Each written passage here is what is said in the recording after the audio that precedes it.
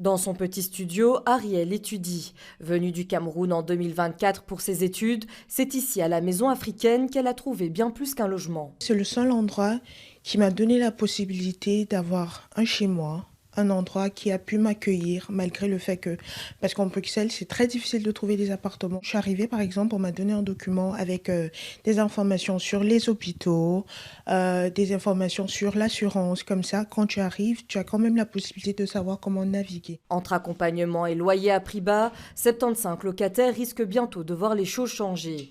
Annoncée en décembre, la maison africaine ne recevra plus de subsides. Moi, je suis orpheline.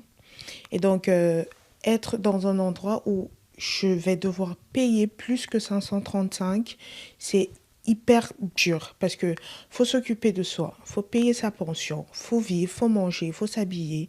Et donc, si je paye au-delà de 535, c'est très, très pénible. Et c'est par courrier que la décision a été annoncée par le ministre des Affaires étrangères, Maxime Prévost. L'administration a examiné plusieurs pistes pour son avenir. Sur cette base, j'ai décidé de procéder à la suppression progressive de la subvention. Une perte de 30% des moyens financiers, soit près de 170 000 € par an. Sans ces financements, le programme d'accompagnement ne pourra plus être maintenu tel quel. Il va falloir d'une part essayer de retrouver ces moyens probablement par une augmentation des loyers. Éventuellement, on pourra peut-être les retrouver aussi par une aide venant d'un autre secteur, privé ou public, ça c'est encore à réfléchir.